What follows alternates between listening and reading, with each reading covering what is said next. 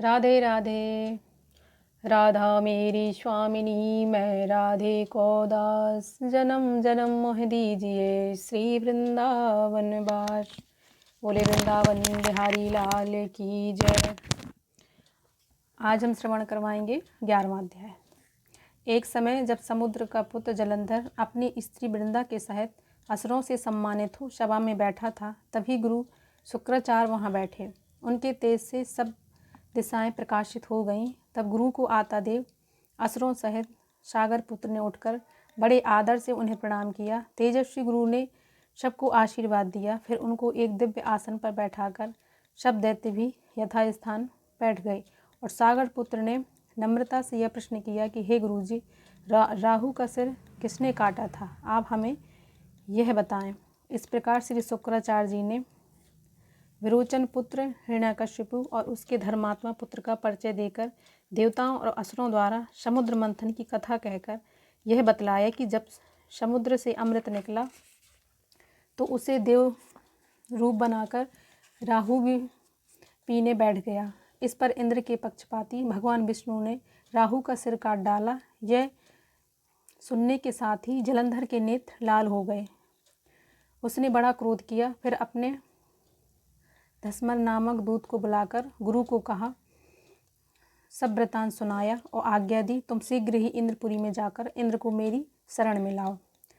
धस्मर जलंधर का बड़ा निपुण दूत था। वह शीघ्र ही इंद्र की सुशर्मा नामक सभा में जा पहुंचा और उसने जलंधर के शब्दों में कहा कि हे देवताधम, तुमने समुद्र को क्यों मथा और मेरे पिता के सब रत्नों को क्यों ले लिया? ऐसा करके तुमने अच्छा नहीं किया है। यदि तुम अपना भला चाहते हो तो उन सब रत्नों सहित देवताओं के साथ मेरी शरण में आ जाओ।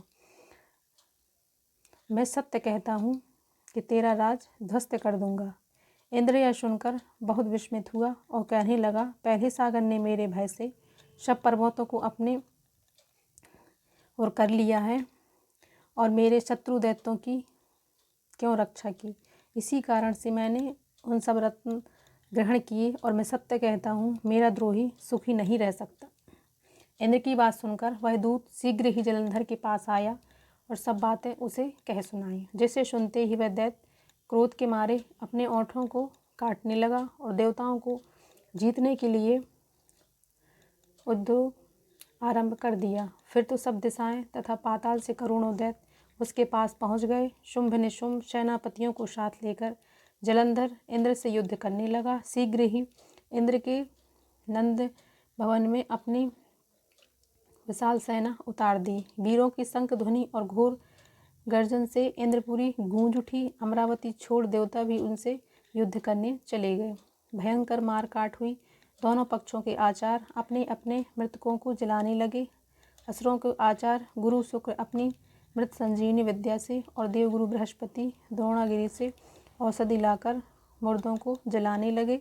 इस पर समुद्र ने अपने गुरु शुक्राचार्य जी से क्रुद्ध होकर कहा, मेरे हाथ से मरे हुए देवता जी कैसे जाते हैं? जलाने वाली औषधि तो सब आपके पास ही है, फिर यह कैसे संभव है? इस पर श्री शुक्राचार्य जी ने गुरुदेव बृहस्पति जी द्वारा द्रोणगिरी से औषधि लाकर देवताओं को जलाने की बात कही। यह सुनकर जलंधर और भी क्रुद्ध हो गया। फिर शुक्राचार्य जी से कहा, क्रुद्ध क्यों होते हो? यदि शक्ति है तो द्रोणगिरी पर्वत को उखाड़कर समुद्र में फेंक दो, तब मेरे कथन की सत्यता प्रमाणित हो जाएगी। इस पर जलंधर क्रुद्ध होकर शीघ्र ही द्रोणगिरी पर्वत के पास जा पहुंचा और अपनी भुजाओं द्वारा उसे जड़ से उखाड़कर समुद्र में फेंक दिया। वह शंकर का तेज था जिसमें जलंधर की कोई वीरता नहीं थी। यह सागरपुत्र युद्ध भूमि में आकर बड़े वेग से देवताओं का संहार करने लगा।